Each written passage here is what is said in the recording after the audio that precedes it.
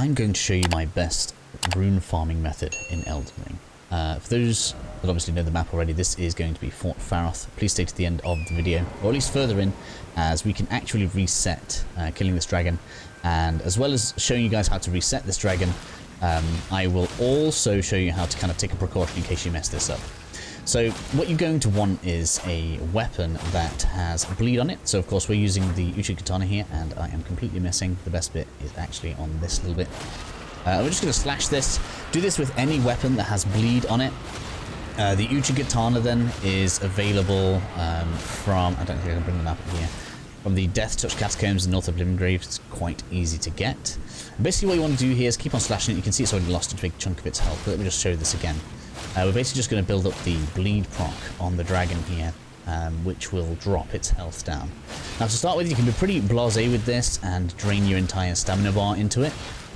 But when you get it a little bit further down, which I'll switch to in a minute once we've just got the next tick off of it, which we did do there, you'll see that the bleed does like 13,000 damage or something like this. So anyway, let's just skip forward a little bit. This does take around 2 to 3 minutes. Okay, so you can see that it's on its last little bit of health here, and what I'm going to do now is switch to only going down to half of my stamina bar. This is because once it dies, we're going to rush to a nearby grace. In fact, it was the one that we started the video at. So let's just let this tick down. And its tail should lift the moment that it kind of registers that it's dead. It does usually give an audible kind of like scream, but it doesn't always do this, so you can't depend on the sound. So you will need to watch the screen while you're doing this. There you go, see its tail twitch there? We're just going to run straight to the grace as quickly as we can, and we want to get there before we acquire the runes. What this is going to do is give us the runes. As you can see, we went up by 60,000, and the dragon is still there. So we can rinse and repeat this as many times as we want, so long as we don't mess up the run back to the grace. Now, if you do mess it up, obviously I recommend having a backed up save when you start doing this, and maybe do it every so many runs. I can show how to do this on the PC right now, because that's where we are. So if we just Alt-Tab out here, in your file tree, you'll want to go to My PC Users, whatever your name is, App Data, Roaming, Elden Ring, and then, as you see here, you have like a big chunk of numbers, and you'll have these two files. I created this folder, which has a previous save in it, and all you need to do is copy this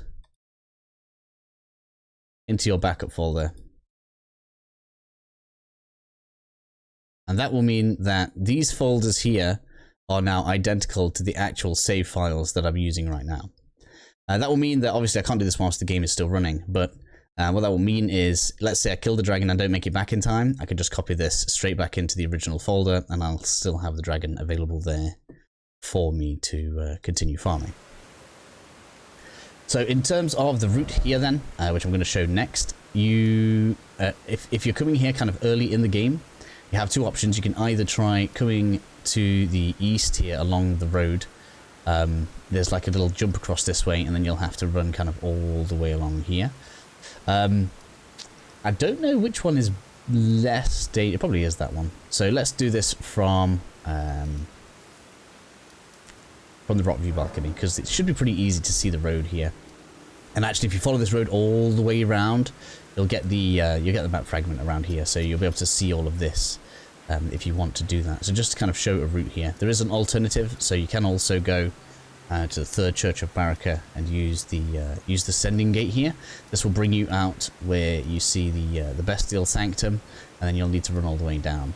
It's a little bit more dangerous. There's a dragon guard in the bridge. You can run past it pretty easily. It's not too bad. There's an Erdtree guardian just here. Again, if you just kind of stick to the right hand side of the cliff here, it's not too bad to run past that either. And then you have kind of the grace, and you can kind of do like a turn here. So yeah, you got a couple of different routes here. Obviously, for those that may be new and don't know what bleed is, you see at the bottom of the weapon there. I don't know if I can bring up. No, that was not what I wanted to do.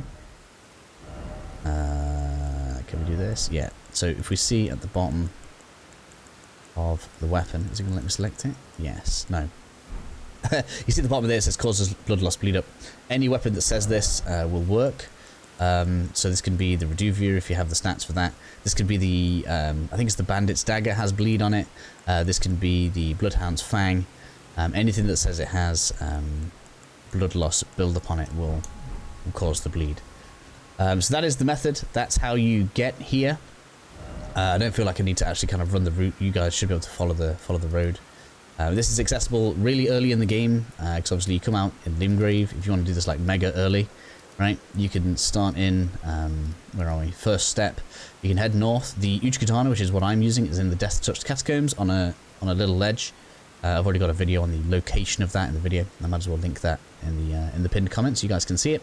Bring the Uchigatana along with you. Come on along. You can either do the little jump, which is just where you can see the end of this road, or you can do the teleport, make your way to Fort Faroth, and farm this guy's tail. Hopefully that's helpful for you guys. Hopefully you enjoy farming a load of runes. I prefer this one. This one doesn't require any multiplayer, no story skipping, doesn't mess any quests up, and so this is the one that I recommend.